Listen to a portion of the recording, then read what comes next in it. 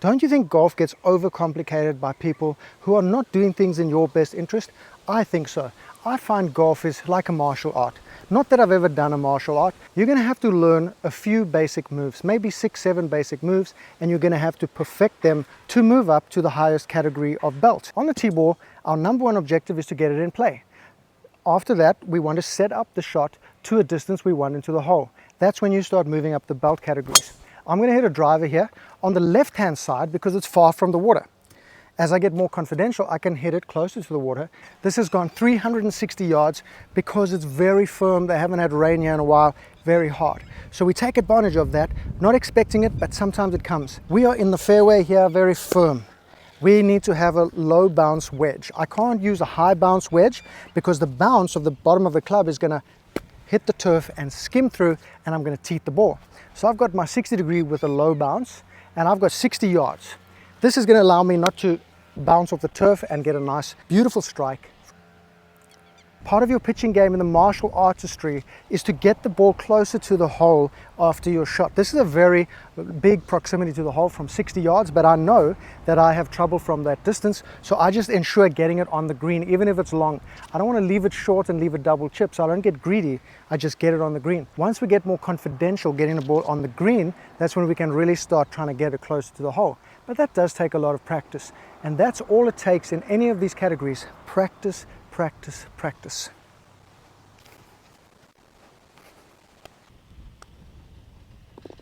How would you learn karate? Would you go to YouTube and learn the moves and repeat them yourself without any guidance from anyone, then hope to move up the belt categories? No, it would take you forever and you wouldn't know your mistakes until you actually went to an instructor. And that's where I don't know why golf goes so differently.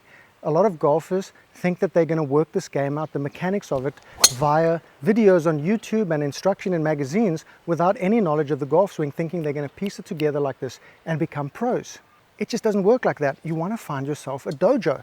One of the things you hear from people playing high-level sports is visualization and seeing a picture in your mind of what you want. Now, I'm not going to get all ethereal with you about that, about your goal for golf. I'm going to talk specifically about the shot. This is a skill you're going to need. When I stand at this ball, what I see is a beautiful little fading 4-iron, little fader, little slider, left to righter, into the fairway down there. I'm 266 yards away. Remember, we talked about the lie. This is what's going to get you to eight Dan black belts. This ball is behind a little sprout of grass with a little sprout of grass here. If I hit anything, it's going to hit this piece of grass and bounce my club up, and I may top the ball because the club bounces up and hits the top of the ball instead of the equator. So I'm going to hit a 4-iron with a fade. That means I'm going to come a little steeper and across the ball, which means I may be able to eliminate some of this grass here by hitting over it. That's okay. I can't hit a wood because the wood is going to skim off there and just be a horrific shot, come out low, and probably go in this bunker over here. Starting it over the middle of this bunker here and just slicing the hell out of it back into the fairway. And the stronger that visual is in my mind, the stronger I believe in it, the more I'm going to pull it off. If I don't have 110% commitment to the shot, it's not going to go well. It's 110% or zero. Low loft slices more, high loft doesn't slice as much. Little fader, only a little fader, doesn't slice that much because I've got such clean contact with it. Absolutely money. We're going to have probably 60, 70 yards in. I have to assess this lie first of all.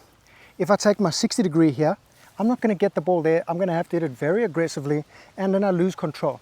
Because this ball is sitting up on the grass, not down in it. It's not a tight lie, it's a fluffy lie. On top of that, the ball is on an upslope, so that when I hit my 60 degree, okay, 60 degrees flat, when you hit it up a slope, it increases the loft. So now I'm hitting a 65, 66 degree, 60 degree wedge, which I don't know how to play. I can barely play a 60 degree.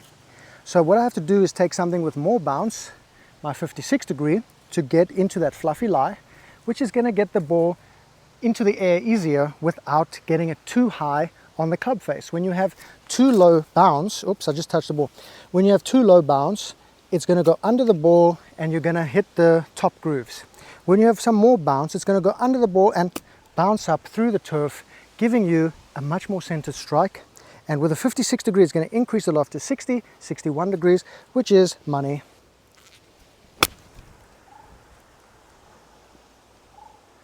This is the easiest part of the game to get right. A 12-year-old can do this. Why are you scared of putting, my 40-year-old friend? Why? When all you have to do is pick the right line at the right pace, trust yourself. That may be your issue. You don't trust yourself. You're afraid of life. You're afraid of everything. That shows in your putting.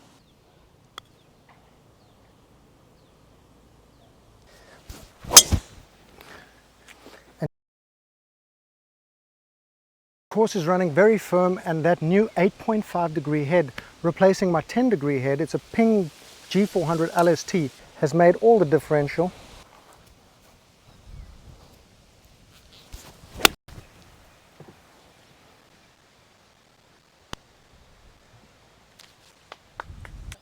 Now I'm going to go on the left here.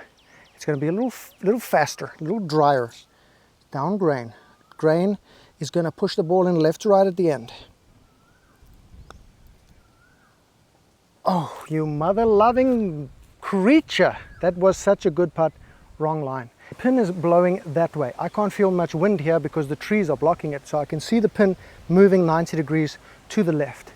I'm going to hit this ball out there and the wind's going to hit it. The ground is banked with the ball above my feet, meaning I'm going to draw it, plus I hit a draw anyway. So I'm going to have to send this out further right, let that wind bring it back in at the end, and we're going to be right next to the hole. That's how I roll. Oh man, doesn't bring it in at all. Come on, hit it, mother lover. We're going to hit into the sand 1 inch behind the ball with the sole of the club. We're not trying to dig in here or hit a chip. We're trying to skim the sole of the club off the sand, and then it's going to take the ball out on a pocket of sand. You don't make contact with the ball. I know, it's crazy. And then you want to follow through. So you want to skim it 1 inch behind the ball and skim it out.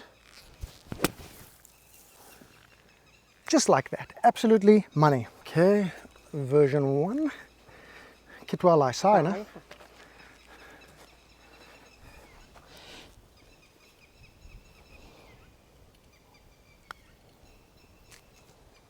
Oh yes, come on man, I love putting. Wow, and I hit a draw like the greatest drive of my life. Oh my soul, that's long. Oh man, it's taking the slope on the dirt down. I think that could be 400 yards. It's rolling very dry here. Please don't hate me because you can't date me. 383, absolute monstrosity of a drive.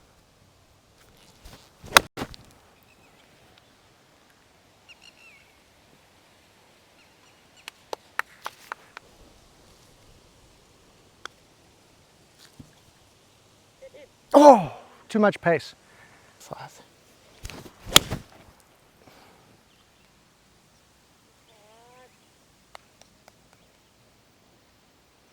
Absolutely thebomb.com. Mine pitched over here with a 9-iron, crappy strike and spun back there. Now a great strike with the 9 over here is going to just finish right next to the hole, never going past about here.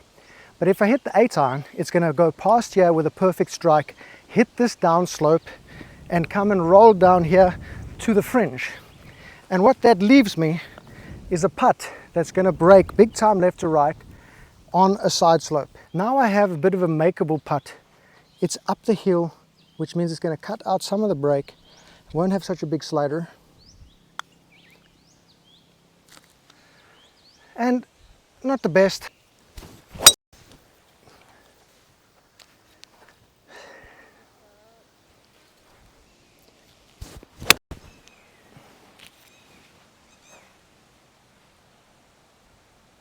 Boom, baby. I'm not making many putts today. I've got the constant fear of crapping myself. So it's been the 4th day of the squirts. Feeling a bit lightheaded. Got to drink some salt today. Not going to make many putts today. I can't concentrate on the putting that much. Bam. Now I'm going to smash the hell out of this damn shot. A little fader from 519. I'm going to try hit another 400 yarder. Just give her an absolute rip right up the left side. Watch this.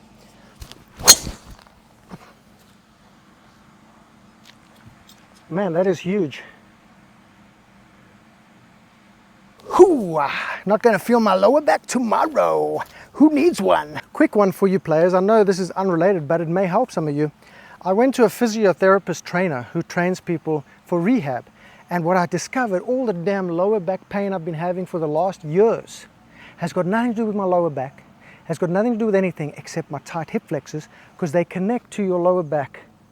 And this right one is the most stiff, because during COVID all the way through to now, I like to go on long road trips, and sitting, braking and accelerating in tight traffic, not having cruise control, has stiffened the right one more than the left.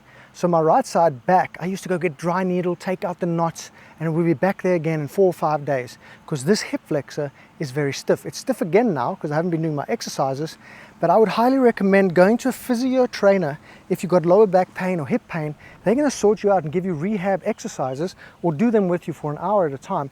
It makes the world of difference to your lower back if you have trouble sleeping, if you get trouble sitting down all day, and that's where you get the tight hip flexors from sitting in front of the computer. Going to improve your game more than a $600 driver. Boyfriends and gangbangers, we've hit that 325, very firm conditions, but I hit it too far right, so it's rolled into the thick ass cow grass. I mean, so from here we've got 185 to the middle. I can't advance the ball 185 out of there. I can probably get it 100 yards or so with an 8 iron. So let's do an 8 iron over the water there.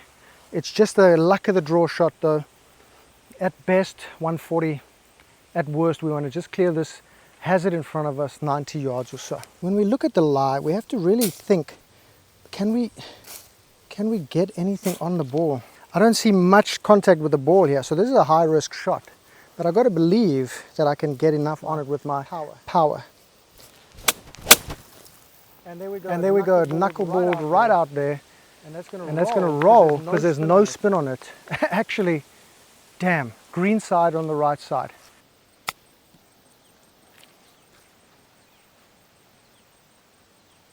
Oh, and hit the hole like a bouse. Come on, Matty, let's make a birdie. We haven't made one today. It's been quite embarrassing. We've hit the ball so long, but as they say, drive for show, putt for dough. Like a hoe. What the hell is going on today? Can't make a damn thing. Let's get out of here. Watch this drive. Absolutely ripped it. 128 into the hole. That's an automatic excitable number, 48 degree. It's sitting up on the grass, so I could catch a little flyer here. I could catch it a little long, so I'm going to give it a little 80%er John Daly.